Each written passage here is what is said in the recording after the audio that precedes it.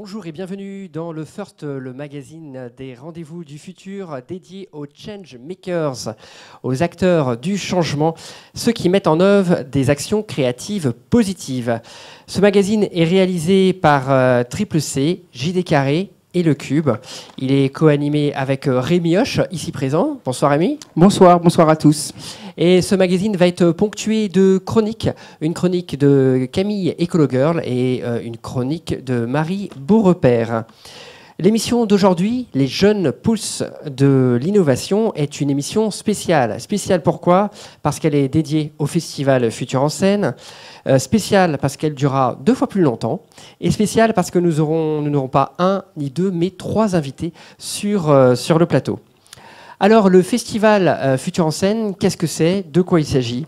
Eh bien, c'est un festival qui réunit sur plusieurs journées des événements, des démonstrations, des rencontres, des performances sur des dizaines de lieux en Île-de-France.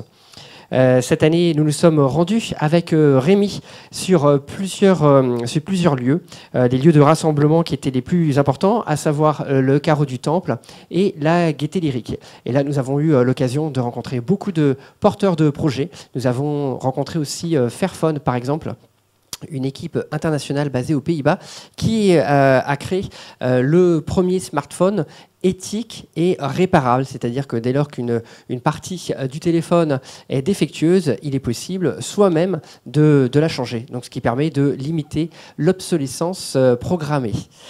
Cette année, beaucoup de projets étaient en lien avec le sport et avec la réalité augmentée. Ce soir, nous, on va se focaliser sur 3 types de projets que l'on va voir successivement. On va s'intéresser aux drones avec Phylab.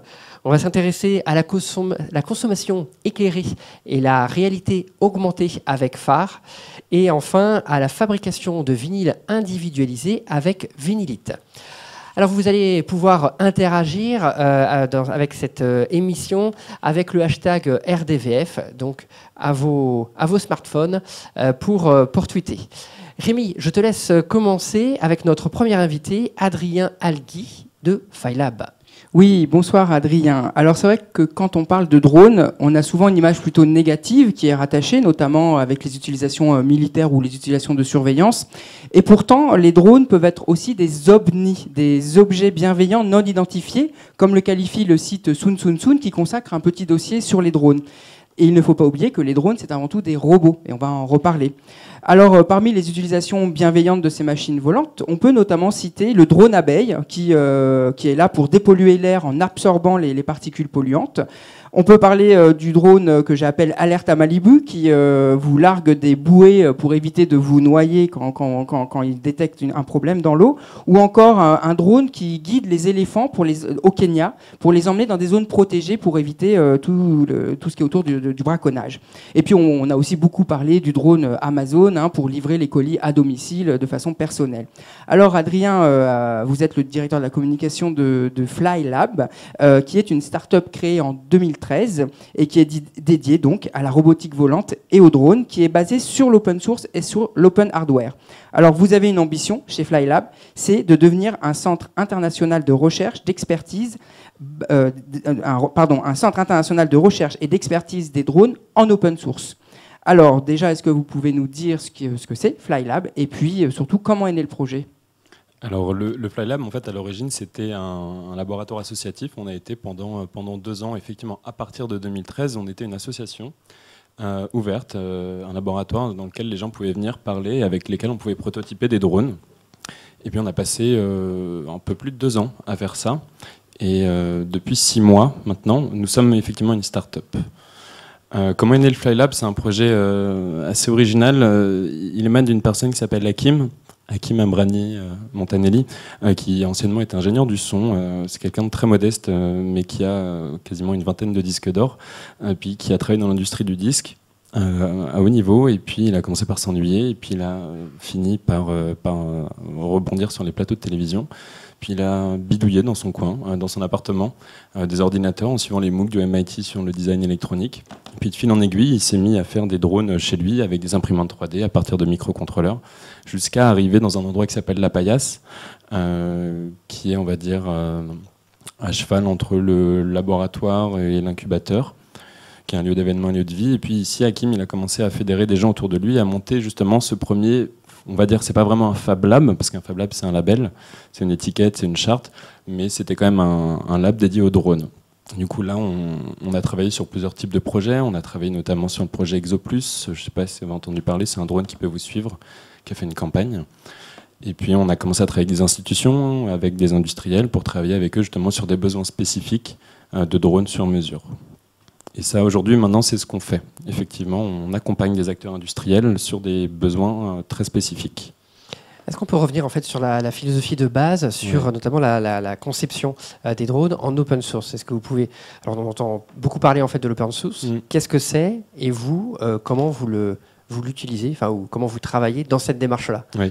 L'open source, c'est un moyen qui permet au final aux utilisateurs de partager des contributions.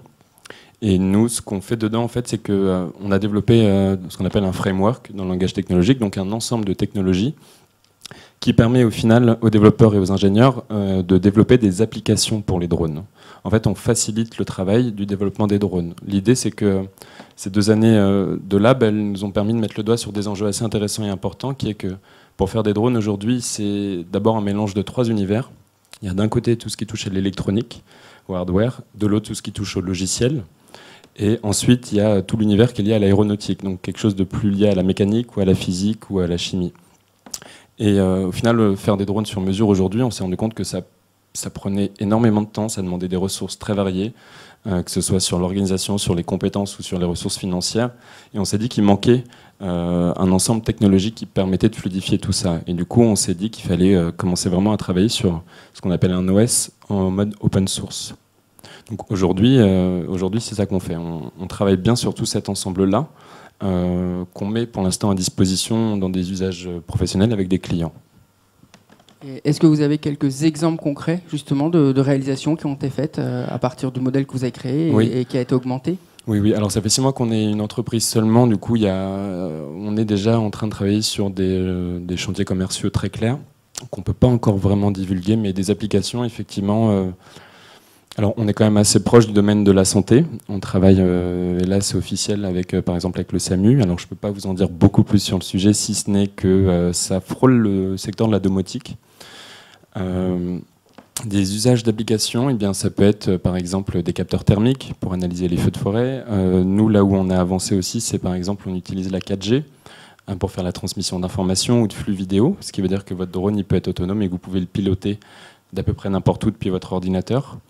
Et ça permet également d'avancer du coup sur des enjeux plus généraux qui sont liés à l'autonomie de vol. Est-ce qu'on peut quand même revenir en fait sur cette idée en fait d'open source où finalement vous développez des systèmes d'exploitation qui vont permettre permettre à des développeurs de créer des applications, et comment en même temps en fait on peut être une entreprise et avoir des projets avec des vrais clients? Si on dit clients, c'est que voilà, il y a des enjeux aussi. Il y a des enjeux, ils ont des besoins, il y a des sous aussi.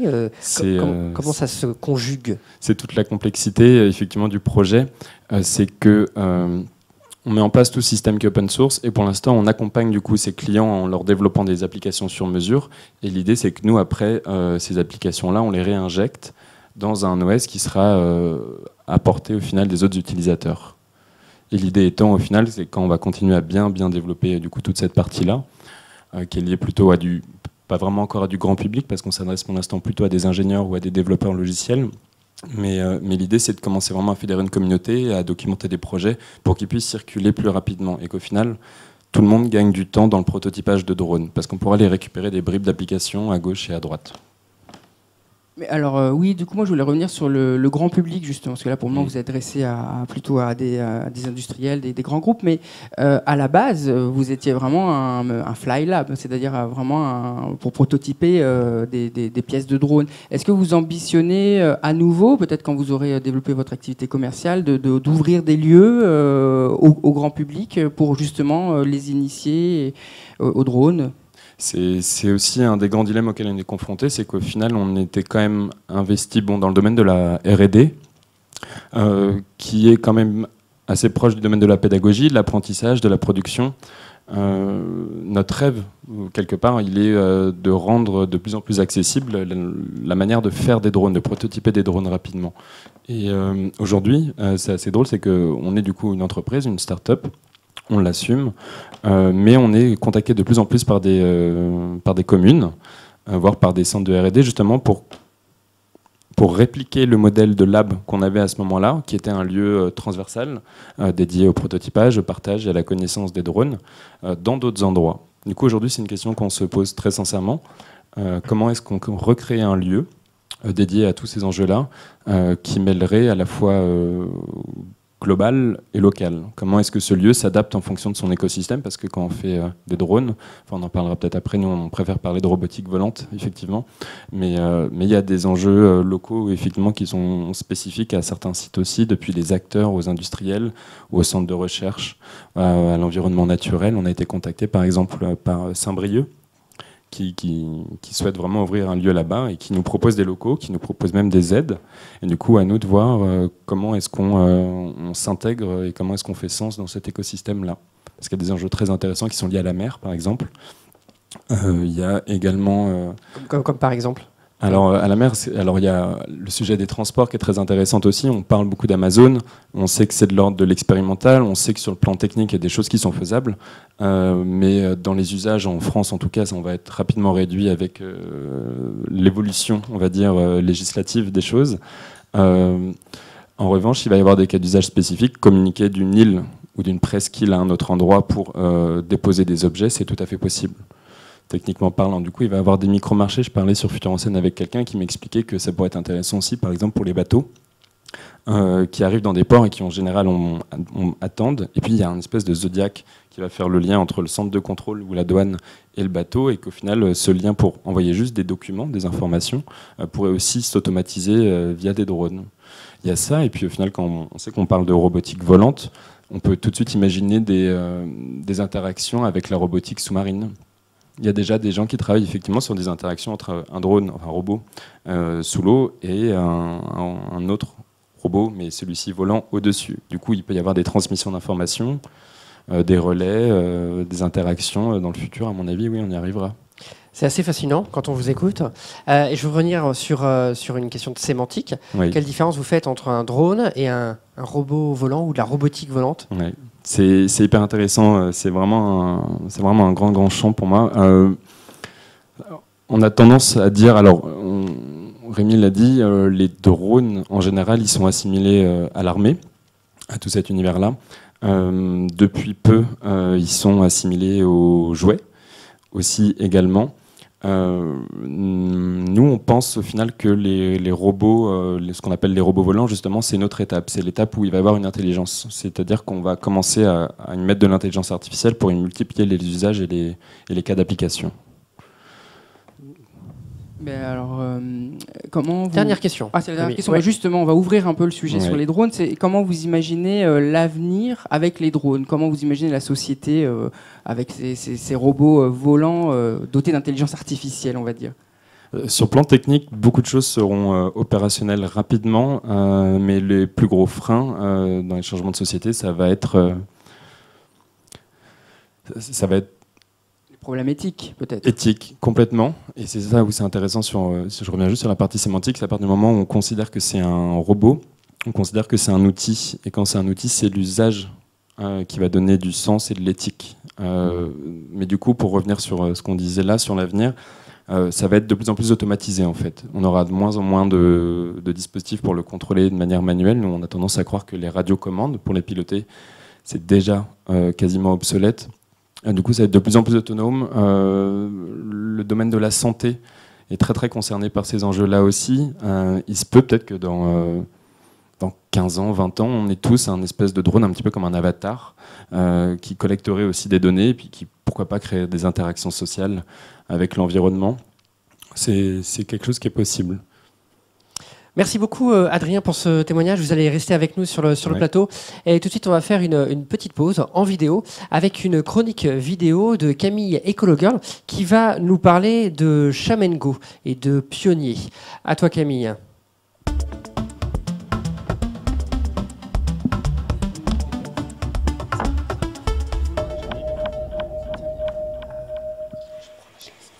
Tout a commencé il y a quelques années quand Catherine Berthillet, grand reporter à la télévision française, s'est lassée de diffuser une information anxiogène.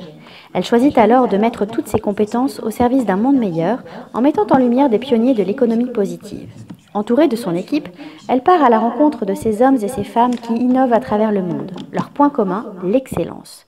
Le site internet de Chamengo diffuse les inventions de ces pionniers autour de 4 thématiques essentielles. Prendre soin de soi, créer dans l'éthique, préserver la planète et s'engager pour les autres. Plus de 200 portraits sont en ligne. 2 minutes pour découvrir une invention et prendre une belle bouffée d'optimisme. Avec par exemple Peggy Pascal qui, face à la flambée des prix de l'alimentaire, aide les Kenyans à mieux se nourrir en faisant pousser leurs propres légumes.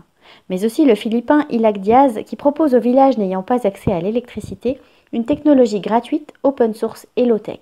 Ou bien encore en Inde, les Love Commando qui viennent en aide aux couples qui souhaitent se marier sans l'accord de leur famille.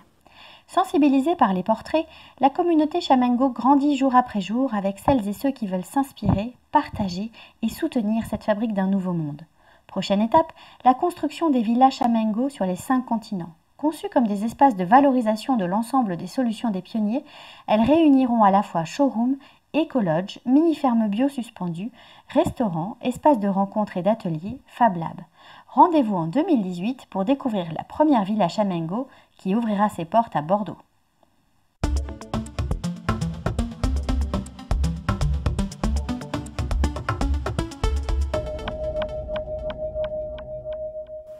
Merci à Camille Ecologirl pour cette respiration, cette inspiration autour de tous ces pionniers qui ont de belles actions.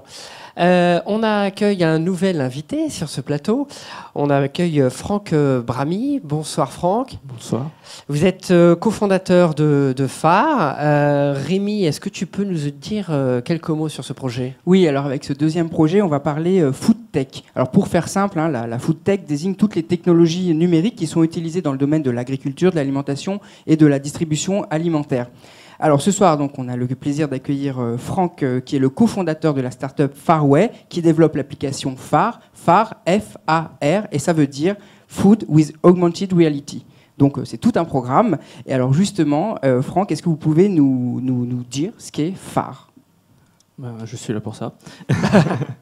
Donc Phare, c'est une application de réalité augmentée. Peut-être définir ce qu'est la réalité augmentée pour commencer. Il s'agit de tout simplement ce qu'on voit, sur lequel on va ajouter des informations virtuelles. Alors pour l'application Phare, ça prend la forme de labels, de petites étiquettes qui vont se greffer sur les packaging, voilà, et qui vont donner les informations dont la personne a besoin. Alors concrètement, en fait, imaginons, parce que j'ai vu que vous êtes venu avec des boîtes, alors on ne pourra peut-être pas filmer votre écran, mais du coup, en fait, comment ça fonctionne ? C'est-à-dire qu'on est dans imaginons qu'il y a un usager, je crois, voilà, qui peut peut-être avoir des besoins particuliers, ou alors par exemple si on est végétarien, allergique au gluten ou à d'autres choses ? Intolérant au gluten, tout à fait. On peut spécifier dans l'application ses allergies, sans gluten, végétarien, végétalien, sans lactose, et ça rend vraiment service. Et ensuite, une fois qu'on a spécifié ça, on va tout simplement scanner les rayons et on va tout de suite savoir si le produit qu'on regarde contient les produits qu'on souhaite éviter, en fait. Mais alors du coup, l'application reconnaît le design de l'objet ou est-ce qu'il faut scanner le code barre ? Comment ça fonctionne concrètement et comment vous avez développé la technologie ? Alors il reconnaît le packaging, le devant du packaging pour le moment, donc ce qu'on appelle le facing. Voilà. Et comment ça fonctionne ? Donc c'est l'équivalent d'une empreinte digitale. On va prendre plein de petits points qui sont sur le packaging avec des croisements de droite, c'est un peu mathématique. Et donc tous ces petits points ensemble vont créer une signature unique pour le packaging. Alors du coup, ça veut dire que comment on peut référencer autant de marques, de produits ? Il faut que le distributeur soit... Vous devez travailler avec le distributeur ? Absolument. Un de nos business models pour le moment, c'est de vendre aux distributeurs comme le groupe Casino ou Carrefour, de leur vendre l'application et eux ont la base de données à jour. D'accord. Et du coup, comment vous est venue l'idée, cette idée-là ? Comment elle est née, comment elle est émergée ? Alors, de manière très simple, je souffre un peu d'allergie alimentaire. Du coup, je me suis dit comment je pourrais faire les choses au plus simple plutôt que de lire la liste des ingrédients à chaque fois. Et du coup, cette idée est venue tout simplement. Mais alors, comment on passe de l'idée au projet? Ah, alors, il faut parler du food hackathon. Et alors, le food hackathon, c'est... Déjà, dire ce que c'est qu'un food hackathon. Tout à fait. Alors, qu'est-ce que le food hackathon? D'un côté, on a le mot food pour nourriture, et de l'autre, hackathon, qui est la synthèse de deux mots, hacker et marathon. Donc, l'idée, c'est de coder une application en 48 heures, prototyper une idée, en fait, pour pouvoir la présenter à un jury. Et on rajoute le mot food pour dire qu'on est dans le milieu de la nourriture, bien sûr. Voilà. Que ce soit des recettes, là, en tout cas, c'était sur du packaging, et voilà. Voilà, je sais pas si on voit en fait, voilà, donc en fait, du coup, en fait, on peut imaginer donc n'importe quel produit. On est dans un magasin avec son téléphone, on passe devant, on le scanne et sur son écran, on va pouvoir retrouver en fait des pastilles. C'est pour ça qu'on parle de réalité augmentée. Tout à fait. Des petits smileys qui nous indiquent tout de suite si le paquet est compatible ou pas avec notre alimentation. Je vais rajouter autre chose. S'il n'est pas compatible, on vous dit pourquoi. Parce qu'on a pensé aux familles qui peuvent avoir différentes allergies. On a pensé aussi à l'idée de recommandation pour vous faciliter la vie. Donc si le produit ne vous convient toujours pas, on va vous recommander un produit qui correspond à votre régime alimentaire. Et s'il vous convient, on peut très bien afficher des promotions. J'ai peut-être un peu... et sur le food hackathon, du coup, c'est le food hackathon qui vous avait permis de développer ça, ou de le mettre en avant? J'ai un peu coupé. Tout à fait. Suite on a fait un début de prototype qui reconnaissait les packaging et sans réalité augmentée à l'époque. Et donc on a gagné le coup de cœur du jury, voilà, du Food Hackathon 2015. Et après, qu'est-ce qui vous a permis de commencer à le développer, là, votre application? Comment vous avez continué votre développement? Eh ben, on s'est dit qu'on allait, laisser tomber nos activités actuelles, mon associé et moi. Donc, actuellement, précédemment, j'avais une société informatique. Mon associé avait un travail, et donc nous nous consacrons maintenant désormais à ce beau projet. À 100%. Pourquoi avoir choisi la réalité augmentée? Vous l'avez dit, au Food Hackathon, c'était pas cette technologie que vous avez choisie. Et là, vous avez choisi la réalité augmentée. Qu'est-ce qui vous a... pourquoi vous êtes dirigé vers cette technologie? C'est ce qu'il y a de plus simple à utiliser, en fait. C'est une lecture instantanée. Là, en fait, je pense qu'on peut pas faire plus simple que dire oui ou non. C'est vraiment la lecture évidente. Est-ce qu'il y a un lien ou pas avec un projet dont on avait parlé ici dans une des émissions, Open Food Fact, qui permettait d'avoir une étiquette simplifiée pour mieux savoir ce que contiennent les produits? Alors, il y en a un. Ils étaient mentors. J'ai croisé le président d'Open Food Fact à l'époque du Food Hackathon. On pensait même utiliser sa base de données. Mais on n'est pas sur la même fréquence de réactualisation de la base de données. C'est-à-dire qu'on parle d'allergie et les packaging peuvent rester les mêmes avec une liste d'ingrédients différente. Donc il nous faut une base de données à jour, constamment, tous les jours, de façon quotidienne, pour éviter tout accident. Alors, Open Food Fact, c'est communautaire, pardon, et du coup, on ne met pas à jour tous les jours les produits. Oui, dans Open Food Fact, ce qu'il faut dire ou rappeler, puisque c'est vrai qu'on en a parlé dans cette émission, c'est que c'est une base de données collaborative, c'est-à-dire que chaque utilisateur, chaque citoyen peut référencer un produit, dire quel taux de sucre, de gras est contenu dans ce produit-là, et ça alimente une base de données mondiale qui permet justement d'avoir un maximum de référencement et peut-être un maximum de liberté. C'est peut-être la question que j'avais envie de vous poser par rapport à votre projet. Vous devez donc faire très, très confiance aux distributeurs, justement pour être sûr que ça ne contient pas de gluten, de produits dont on peut être allergique. Comment s'établit ce lien de confiance? Est-ce qu'il peut y avoir une dimension participative ou pas dans votre projet? Alors, en fait, pour moi, on se décharge complètement. Comme on vend l'application au distributeur, c'est le distributeur qui met sa base de données à jour. je ne sais pas si tous les distributeurs ont bien une base de données à jour. Je pense que les gros distributeurs sont très professionnels. Toute la difficulté étant que si on change de fabricant, on peut ajouter des traces dans la liste des ingrédients. Et donc cette information est extrêmement importante du coup pour les allergies. Et seul le distributeur pourra nous la communiquer.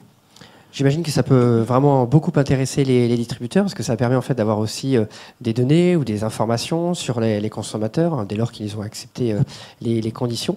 Est-ce que vous avez déjà eu un retour de ces distributeurs? Qu'est-ce qu'ils pensent de cette initiative?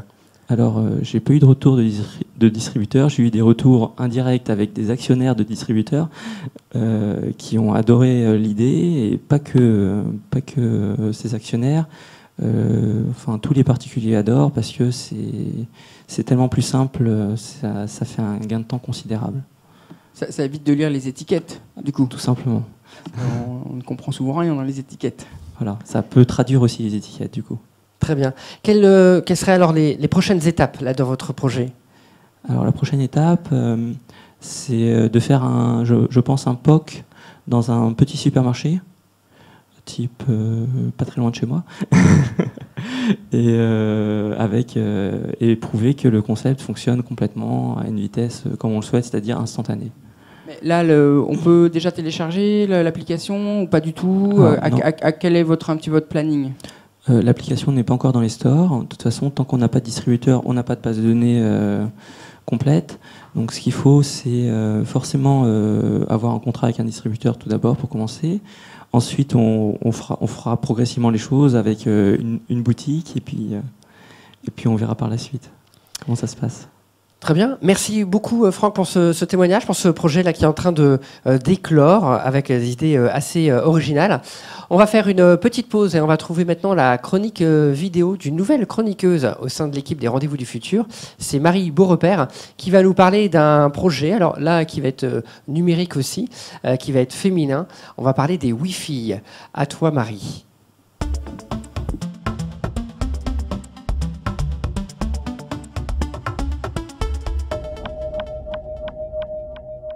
Bonjour, aujourd'hui j'avais envie de vous parler du projet Wi-Fi. Savez-vous que seulement 20% des programmeurs sont des programmeuses?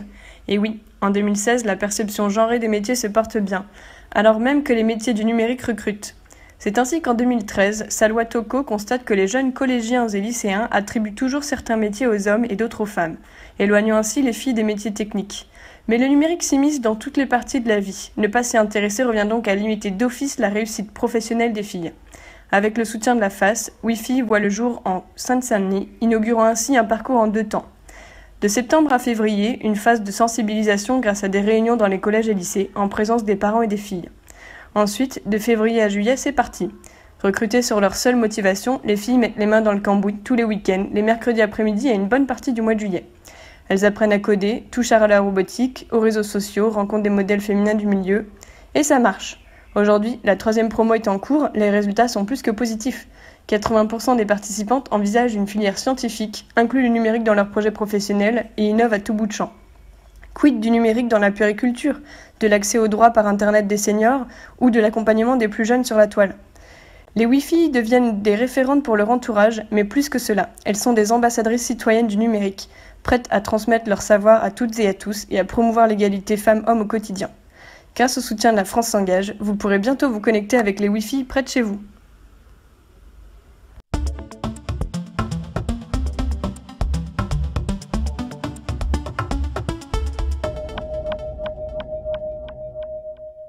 Merci Marie pour cette initiative des Wi-Fi dont on avait déjà entendu parler. Là déjà c'est un peu plus clair.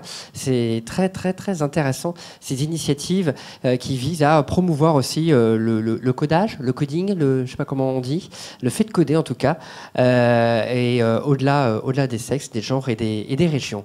On revient sur le plateau avec notre 3e invité ce soir, Pierre Kreff. Bonsoir Pierre. Bonsoir à tous.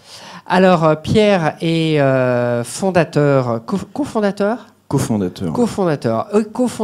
de Vinylite. Vinylite, j'ai l'impression que ça parle de vinyle, Rémi. Ça parle de vinyle et tu connais les vinyles.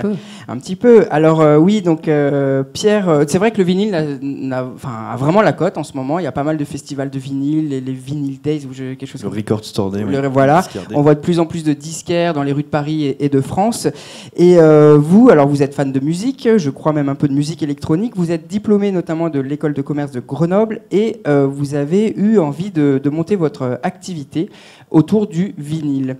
Alors, vous avez notamment obtenu la bourse French Tech BPI France, et c'est comme ça que vous avez eu l'idée de monter Vinylite, on va dire une plateforme de personnalisation des vinyles. Alors, est-ce que vous pouvez nous parler de Vinylite ? Avec plaisir. Alors en fait, Vinylite, c'est une plateforme de vinyle personnalisé à l'unité. Donc nous, on propose aux labels et aux autoproducteurs de rejoindre notre catalogue. Et ensuite, les utilisateurs du site vont pouvoir venir créer leur propre disque. Donc ils vont pouvoir choisir les titres dans notre catalogue pour lesquels nous avons géré les droits. Ensuite, créer leur macaron, c'est la petite étiquette au milieu du vinyle, puis choisir leur pochette. On a des pochettes génériques et des pochettes qu'on a fait en collaboration avec des artistes, des jeunes artistes. Et ensuite, nous, on va fabriquer ce disque à l'unité et on va le livrer en 2 semaines chez le client. Donc l'idée, elle vient de 2 points. Le premier point, c'est qu'il faut savoir qu'aujourd'hui, à peu près 90% de la musique qui sort n'est pas disponible sur vinyle. Et pour des amateurs de vinyle qui sont des gens assez exigeants, du coup, 90% de la musique ne leur est pas proposée. Donc ça part de ce premier point. Et le deuxième point, c'est qu'aujourd'hui, pour un label, sortir sa musique sur vinyle, ça coûte très cher. Et c'est un format qui est très risqué, puisque ça reste un marché de niche. Et donc, les labels ne vont pas prendre le risque de sortir toute la sortie sur vinyle, et vont juste sortir les artistes qui ont du potentiel de vente. Et donc, nous, en fait, grâce à Vinylite, on permet à la fois aux labels de rendre toutes ces sorties disponibles sur vinyle gratuitement, et on le rémunère pour 1 euro pour chaque titre vendu sur la plateforme. Et du coup, on permet aux amateurs de vinyle d'avoir accès à toutes les musiques sur vinyle, bientôt. Comment ça se passe le processus, par exemple, pour un label ? Il vous envoie le fichier son en tant que tel, et vous, c'est vous qui pressez ensuite le vinyle, ou vous travaillez avec un fabricant ? Alors en fait, y a tout un processus. Déjà, il faut qu'on signe un contrat de licence avec le label, parce qu'on demande des droits d'exploitation sur les masters. Donc ça, c'est... Une fois que c'est signé, on va lui donner un accès sur notre plateforme pro, qui va lui permettre à la fois de rentrer toutes les données rattachées à ces titres, mais aussi les masters de qualité optimale.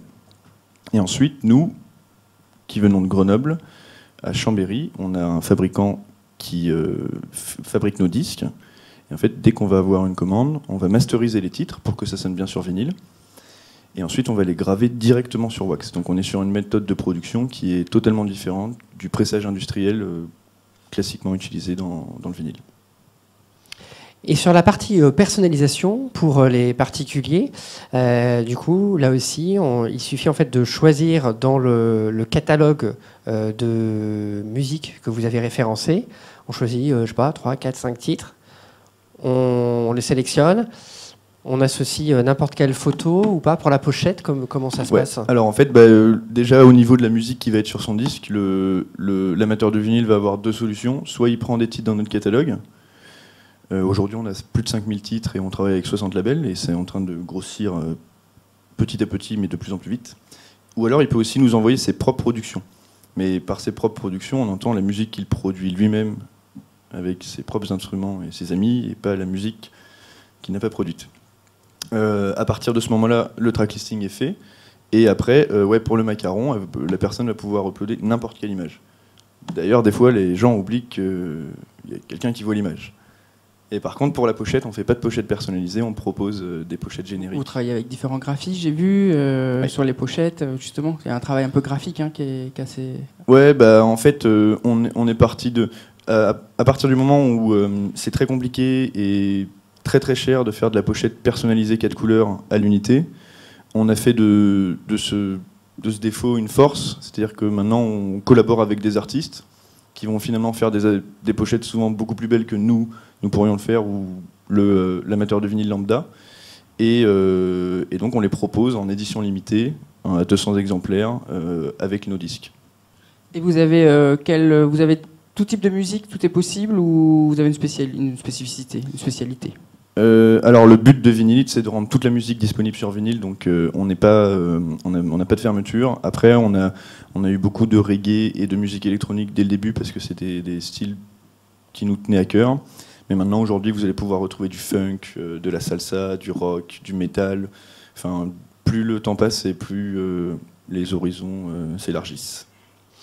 Alors j'ai vu sur votre site que vous avez aussi une activité qui est celle de disquaire en ligne, finalement. Exactement. C'est ça. Et du coup, c'est peut-être assez malin aussi. Alors, on parlera peut-être aussi tout à l'heure de cette partie aussi un peu économique. C'est-à-dire que dans un projet aussi, il faut pouvoir aussi avoir des ressources assez rapidement. Est-ce que réfléchir à ça, d'avoir aussi cette partie de disquaire en ligne, c'est une façon de pouvoir s'assurer peut-être un minimum de ressources pour pouvoir financer les autres projets qui sont peut-être plus innovants? En fait, c'est une activité ultra complémentaire avec l'activité de vinyle à l'unité.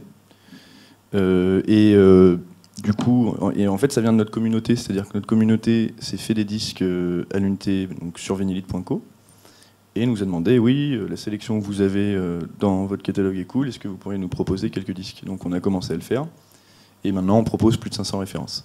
Après, il faut quand même faire attention, c'est-à-dire que c'est aussi une activité qui vend des disques comme un disquaire, et c'est pour ça que le métier de disquaire est dur pour les disquaires physiques, c'est qu'il y a toute une partie de gestion des stocks, et les stocks c'est de la trésorerie immobilisée, et donc après il faut bien gérer ces stocks. Et ça, nous on est disquaire depuis 6 mois, donc on apprend toujours à le faire. Juste combien coûte un vinyle personnalisé pour la personne qui va en acheter un? Alors ça coûte 45 € si vous prenez des titres dans le catalogue, et si vous nous envoyez vos propres productions, c'est 38 € parce qu'on n'a pas de droit à reverser au label pour lesquels vous auriez pris les titres. Très bien. Et quels seraient les futurs développements de votre projet? Il y a un mois, on a mis en ligne notre back-office qui permet aux labels et aux autoproducteurs de gérer tout leur catalogue disponible sur la plateforme en ligne. Donc aujourd'hui, le but, c'est de faire grossir le catalogue, proposer de plus en plus de références et travailler avec des distributeurs qui représentent beaucoup de labels. Et au niveau utilisateur, courant août, on prévoit pour septembre de sortir une nouvelle version du site qui sera beaucoup plus de type applicative et qui facilitera vraiment l'expérience utilisateur.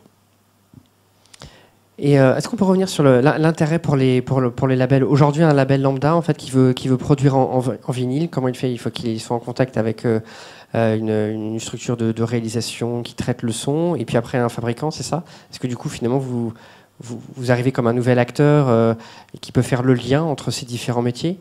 En fait, nous, on est vraiment une nouvelle forme de distribution et de monétisation pour un label. C'est-à-dire qu'un label, aujourd'hui, s'il veut sortir...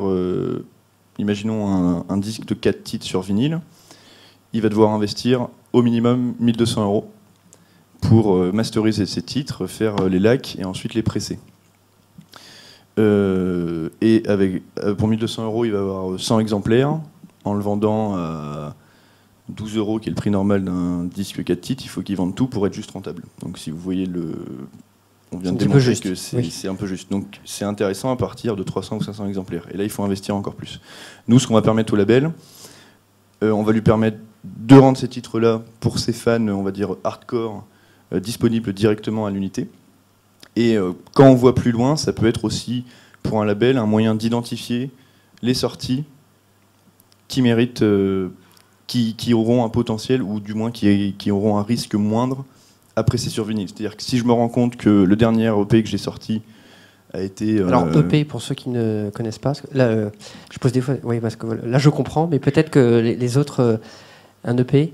Et puis un EP, souvent, c'est un format court, c'est extended play, c'est 4-5 titres avant la sortie d'un album.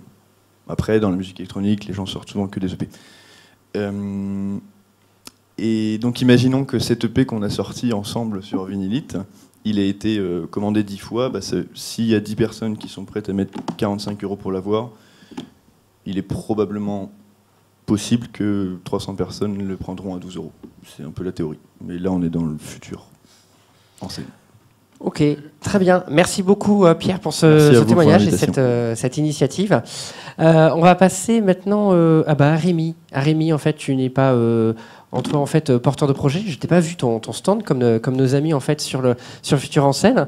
Mais par contre, tu as travaillé via le Cube en fait sur un projet dont tu voulais nous parler. De quoi il s'agit? Alors une fois n'est pas coutume, on va parler d'un projet du Cube pour Futur en scène, parce qu'en fait le Cube, vous savez, c'est un centre de création numérique, mais c'est aussi un centre qui initie des projets dans les écoles. Et là, depuis maintenant 9 ans, on initie un projet qui s'appelle Connectons nos écoles, qui intègre des technologies, des nouveaux usages dans les écoles. Et cette année, justement, on a fait des élèves de classe de primaire, des makers. Ils ont pu complètement redesigner leur mobilier dans les classes, donc le bureau, le porte-manteau, la lumière.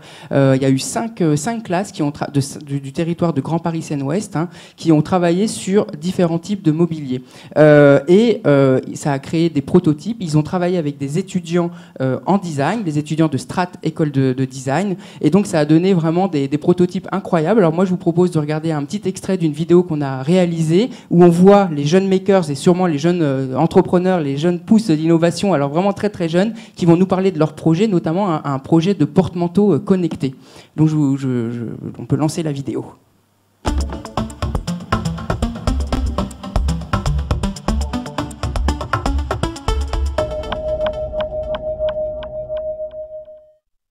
Là, on a choisi une patère en forme de fleur, c'est-à-dire les pétales s'ouvrent et dessus, sur les pétales, on peut mettre notre bonnet, notre manteau, tout ça. Au milieu de la fleur, il y aura une tablette pour voir le temps, la météo, l'heure, nos évaluations qu'on aura. Rien que de voir les maquettes qu'ils faisaient de leurs idées, ils arrivaient à concevoir, même s'il n'y avait pas de notion d'échelle ou que ce soit, ils passaient vraiment un message. Et c'était super minutieux, super belle, et même des fois on peut se dire que certains étudiants à Strat, ils s'en font peut-être pas des aussi parlantes.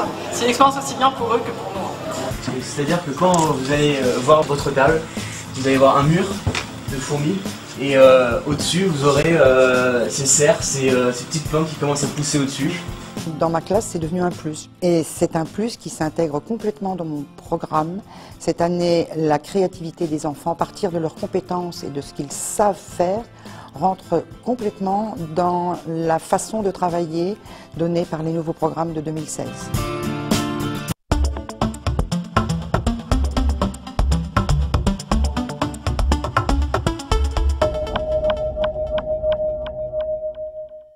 Donc, oui, alors on l'a vu dans le petit extrait, ça implique tout l'écosystème de l'éducation, les professeurs, les étudiants en école de design, évidemment les élèves au premier chef. Ils sont vraiment en mode projet pendant 1 an. Il faut aussi rendre hommage ici à l'équipe du Cube, toute l'équipe des pratiques innovantes qui mènent ce projet vraiment tambour battant et qui s'investissent à 100%. Ce soir, on a justement, en plus de l'émission Rendez-vous du futur, on a une grande présentation à l'auditorium d'Issy-les-Moulineaux avec les parents, avec tous les acteurs du projet. On a montré ce projet-là au D-Days, on a montré ce projet-là dans différents endroits. C'est quoi les D-Days? Les D-Days, c'est le festival de design qui a eu lieu dans Paris la semaine dernière, ou il y a 2 semaines. Et puis, vous pourrez surtout voir les prototypes, les 5 prototypes, ici au Cube, pendant Futur en scène, puisque vous savez que Futur en scène, c'est 1 semaine à Paris et 1 semaine dans toute l'Île-de-France. Et donc, je vous invite à venir jusque samedi 18 pour la grande journée qu'on appelle Génération Connectée au Cube, à découvrir ces prototypes et à rencontrer les acteurs de ce projet, de ce beau projet. Et peut-être que ces prototypes, un jour, verront le jour. Oui, parce que ce que j'ai oublié de dire, alors, si tu me lances, alors je peux jamais m'arrêter, tu le sais, c'est que ces prototypes, en fait, on met les fiches techniques en open source sur Internet, justement, voilà, sur les drones, pour que les autres classes, les autres étudiants, les élèves s'en emparent, augmentent à nouveau les objets, et voilà, et que ça continue sa vie comme ça, des objets de la classe. C'est vraiment un très beau projet. Merci Rémi pour ce projet aussi défendu là aujourd'hui. Une petite question pour l'un de nos invités.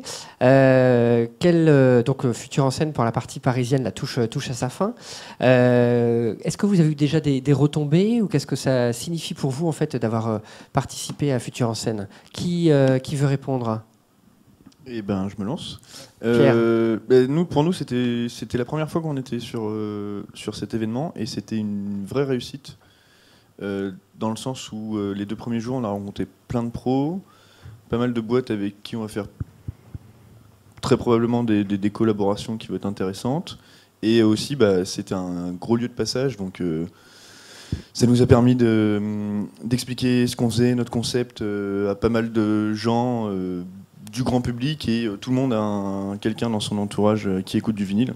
Et donc pour nous, ça a eu un super retour. On a même croisé des autoproducteurs, des gens qui ont un label en mode loisir. Et donc non, pour nous, c'était vraiment génial. Adrien, vous, Futur en scène, quel a été l'intérêt de participer à cet événement ? Là où c'était intéressant pour nous, c'est qu'aujourd'hui, on est plutôt effectivement focus sur des projets à portée professionnelle. Et là, c'était l'occasion pour nous de commencer à montrer un petit peu plus ce qu'on appelle le DDK, le Drone Developer Kit, qui sortira du coup peut-être en septembre, enfin a priori en septembre ou en octobre en tout cas, et qui lui sera plus à destination justement des makers, des bidouilleurs, des développeurs ou des ingénieurs. Et c'était l'occasion vraiment de leur remettre entre les mains, de voir leur réaction et de leur poser des questions pour avoir un petit peu une idée de comment eux seraient amenés à l'utiliser, comment est-ce que nous on peut l'améliorer, l'optimiser, le fluidifier, en vue de le distribuer rapidement et garder encore cette couche open source. Merci Adrien. Franck, vous, Futur en scène, c'était une première fois aussi ? Tout à fait, c'était super. On a eu que des compliments. Les gens, quand on faisait la démo, criaient waouh à 85%. C'était assez amusant de se rendre compte que tout le monde criait waouh à 85%. Enfin. Bon, même temps. Sinon, on a eu cool, awesome, c'était super. C'était important pour nous parce qu'on a eu nos premiers retours, disons, d'un milieu différent de nos amis, de notre famille. Donc, on a eu de nouvelles idées. Ils nous ont apporté, par exemple, l'idée de pouvoir gérer le diabète plus facilement grâce à l'application. Ça vient de Futur en scène, voilà, des personnes qu'on a pu rencontrer à Futur en scène. Voilà. On s'est rendu compte qu'il y avait beaucoup de gens qui mangeaient sans gluten et que c'était vraiment difficile, et ils réclamaient vraiment l'application. Donc il y a vraiment un besoin qui a été confirmé en tout cas. Absolument. J'ai une autre question à vous poser maintenant, parce qu'on a parlé beaucoup du processus d'idéation, comment l'idée vous vient. Ensuite, comment, à partir de l'idée, vous allez commencer à monter un projet. Il y a du développement, on a parlé de R&D, il y a des choses en fait très, très techniques. Et moi, j'ai une question en fait sur les fonds. Est-ce qu'à un moment donné, il faut des fonds pour monter son projet ? J'imagine que oui. Et comment on peut trouver, comment vous avez trouvé ces fonds, ou comment vous pensez pouvoir en trouver peut-être d'autres si vous en avez encore besoin ? Du coup, les fonds. Ainsi font. Ainsi font les fonds. Pour Vinylite. Pour Vinylite, en fait, faire la preuve du concept, on n'a pas demandé de gros moyens, parce il a juste fallu avec Clément, quand j'ai commencé, qui a développé le site, il a juste fallu qu'on trouve quelques labels qui voulaient se lancer dans l'aventure. Avoir un peu de réseau au niveau juridique pour mettre en place tous les contrats, mais après, pour faire la preuve du concept, ça demandait vraiment très peu de moyens. C'est après, quand on veut passer les étapes suivantes, où là, on a besoin d'argent. Donc, 6 mois après qu'on ait lancé notre site, on a obtenu la bourse French Tech, qui nous a permis de tenir 15 000 € quasiment toute l'année, parce qu'on n'avait pas beaucoup de dépenses et que moi, je sortais de mes études, donc on n'avait pas de salaire à sortir. Après, est arrivé le moment où on a voulu faire grossir l'équipe. Et faire grossir l'équipe, ça demande de l'argent. Et donc là, on a fait ce que font beaucoup de startups au début, c'est-à-dire l'appel au Love Money. Rassembler sa famille, ses amis, c'est quelques contacts pros que ça pourrait intéresser pour apporter un peu d'argent au projet. Et on a aussi fait appel à un réseau qui s'appelle Paris Initiative Entreprise, qui octroie des prêts d'honneur à des sociétés, des PME, répondant à certains critères. Et nous, on répondait à ces critères-là. Donc, on a réussi à avoir 25 000 €. Et une des conditions d'octroi, c'est qu'il faut trouver une banque qui suit le prêt du même montant. Donc ça, c'était un peu plus dur. Et vu qu'on avait de très bonnes relations avec notre banque à Grenoble, on a réussi. Et là, par contre, c'est l'autre année. Et on est en recherche active de fonds pour la fin d'année. D'accord, merci Pierre. Donc du coup, il y a vraiment besoin en fait d'un mix global, à la fois en fait le réseau le plus proche, donc amis, famille, les concours aussi qui peuvent parfois proposer des dotations, et puis ensuite vous disiez en fait ces prêts d'organisations parfois locales qui proposent en fait de sponsoriser, de soutenir les projets, et puis les banques tout de même. Est-ce que c'est un petit peu la même chose ou pas pour Flylab? Donc vous êtes en société depuis 6 mois, vous nous avez dit. C'est ça. Donc du coup, vous avez aussi changé un peu de modèle. Comment ça s'est passé? Il y a quand même des similitudes, c'est-à-dire qu'effectivement, le Love Money, c'est-à-dire faire appel à son environnement pour avoir un premier coup de main, c'est indéniable et effectivement, on passe par là, on y est encore à ce stade-là même. La différence peut-être, c'est que nous, on a eu la force ou la chance d'avoir avant 2 ans quand même d'expertise, c'est-à-dire que pendant 2 ans, on a développé un réseau. Il y a Intel qui s'est rapproché de nous, il y a quelqu'un comme Gilles Babinet également, qui nous accompagne. On s'est rapproché de plusieurs institutions, ce qui fait qu'on a quand même fédéré un réseau des acteurs, on a gagné un crédit de confiance quand même assez rapidement. Et après, après c'est le nerf de la guerre, c'est à savoir dans la stratégie si on donne la priorité à des investisseurs ou si on va aller se battre pour aller chercher des premières pistes commerciales qui vont commencer à donner rapidement, de plus en plus rapidement de l'autonomie. Et c'est toujours cette espèce de dilemme, parce que d'un côté on a des investisseurs qui peuvent nous soutenir, mais ça impacte quand même la gestion et la stratégie et la direction du projet, parce qu'on a au final des obligations auprès d'autres personnes.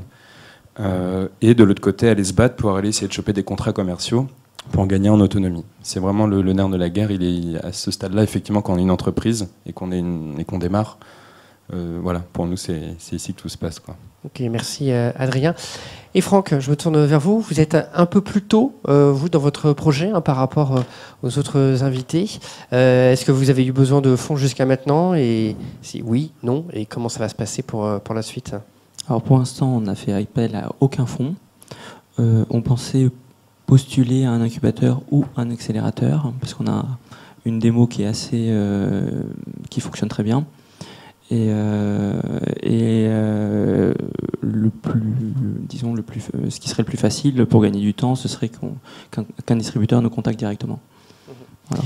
Et là, du coup, je me pose une question là qui vient tout de suite. Mais du coup, votre projet, là, votre appli, elle est brevetée ou pas? Enfin, c'est protégé ou pas? Ou là, on vient un futur en scène, on voit ce que vous faites et on se dit « Ouh, c'est une très bonne idée, je vais aller le faire développer par mes développeurs, parce que j'ai peut-être une équipe. » Comment ça se passe aussi, hein? C'est peut-être une autre question, mais sur la question de la propriété intellectuelle. Je pense que c'est pas brevetable. En fait, c'est de la réalité augmentée, ça mélange différentes choses. Après, il faut avoir les compétences en interne, et ça a un coût que tout le monde, tout comme l'histoire du vinyle, que peut-être les grands groupes ne sont pas prêts à dépenser en interne. Cette question de la propriété intellectuelle aussi, c'est quelque chose auquel vous avez été confronté ou pas? On a parlé un petit peu, nous, c'était plutôt avec Pierre, là, vous avez parlé plutôt des droits. On est plutôt dans le domaine de la musique, un domaine très, très particulier. Je ne sais pas si, Adrien, vous avez été... on y est confronté. Non, si, je pense qu'on y est tous plus ou moins confrontés. On le gère comme on peut, comme on veut. C'est pas évident, surtout après, dans notre cas, vu qu'on touche à de la culture open source aussi. Il y a énormément d'enjeux, c'est une vraie grosse complexité de distinguer l'usage de l'usage commercial. Tout ce qui touche au caractère réplicable de la créativité ou des productions, effectivement, c'est un enjeu très très important parce que paradoxalement, c'est aussi ça qui va valoriser une boîte.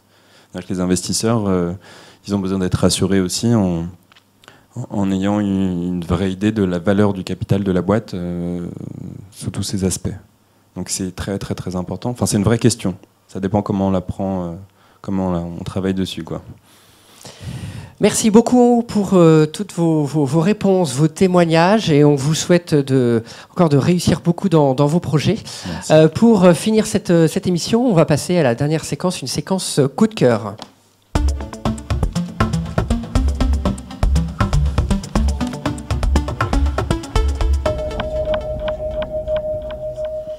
Alors ça y est, sur le plateau, ça commence déjà à débattre. C'est quoi ton coup de cœur? Moi j'en ai 2, moi j'en ai 3. Écoutez, c'est moi qui vais distribuer la parole. J'aime bien la donner dans un premier temps à Pierre. Donc, Pierre, ça va être encore à vous. On est en face, donc ça marche. Un seul, alors. On ne verra qu'à un seul coup de cœur. Et il ne sera pas musical. Ce serait à la fois trop facile et trop difficile. Moi, mon coup de cœur du moment, là, et j'attends de le recevoir, c'est un projet, c'est une start-up grenobloise, donc c'est de là qu'on vient, qui s'appelle Lovebox. Et en fait, Lovebox, il vous propose de prendre, c'est une petite boîte carrée avec des cœurs dessus, et en fait, qui va vous permettre d'envoyer donc via une appli, d'envoyer des messages à votre copine, à votre copain, des petits messages doux. Et donc en fait, les cœurs vont se mettre à tourner. Elle va voir la box, elle va l'ouvrir, elle va voir les messages dessus. Donc c'est beaucoup pour les gens qui vivent à distance. Moi, je vis pas à distance et je vais bientôt le recevoir. Voilà, c'est mon coup de cœur du moment. Lovebox. Un coup de cœur, Lovebox. Vous avez bien fait le lien. Voilà, on est dans le cœur. Merci Pierre. Adrien, est-ce que vous avez un coup de cœur à partager? Oui. Il n'est pas si récent que ça. Je m'accroche à un truc qui a maintenant peut-être 2 ans. C'est toute une communauté en fait en ligne qui se revendique comme des digital nomads. Et ils ont fait une base de données de villes sur un site qui s'appelle Nomadlist. Et en fait, ils ont cartographié toutes les villes du monde. Ils ont mis des critères sur le niveau de vie, depuis le café jusqu'à la tolérance sur l'homosexualité, jusqu'aux langues parlées, jusqu'au prix de la bière, du cappuccino, jusqu'à tous les espaces de coworking présents dans cette ville. Et en fait, c'est une énorme base de données qui est même très bien mise en image sur le site. L'interface est très très bien pensée et qui permet au final de se projeter pour tous les gens qui font partie de notre génération et qui ont opté pour des modes de boulot à distance. Et au final, aujourd'hui, ils ont quasiment imprégné tout un mode de vie, c'est-à-dire que c'est des gens qui ont compris qu'ils pouvaient faire des activités en ligne et qui profitent de toute cette dynamique justement pour mettre en place des projets et par contre pour vivre un petit peu comme des nomades et notamment dans des pays ou dans des villes qui sont dans des situations d'émergence. Et du coup, ils mélangent un niveau de vie agréable, une expérience humaine assez originale. Et en même temps, ils développent leur activité dans ce sens-là. Et ça s'appelle Nomadlist. Nomadlist. Ouais. C'est open ou c'est pas open? C'est pas open. Mais c'est une communauté. Donc à partir du moment où vous adhérez, en fait, je crois que c'est 60 €, peut-être 80 $ plutôt, ou 60 $, je sais plus, par an, bah, vous rentrez dans cette communauté. Et c'est accessible même sans les payer, mais vous avez accès à des chats, à des channels pour dire hello, j'arrive à Chiang Mai en Thaïlande, qui est dans le coin, tout ça, et pour se connecter à l'écosystème local. Super. Merci pour ce coup de cœur, Adrien. Franck, qu'est-ce que vous voulez partager avec nous ce soir? Alors, j'ai pensé à la Maker Faire. C'est un super mouvement de maker et j'ai eu la chance de le découvrir cette année à la Foire de Paris. Et j'ai été subjugué, j'ai trouvé ça génial, tellement d'idées créatrices, des innovateurs qui auraient pu la plupart aller à Futur en Scène sans problème. Et c'est un super mouvement. Voilà. Pas uniquement numérique, Maker Faire. Absolument. On parle plus dans l'idée de maker, on parle aussi de hardware. D'accord.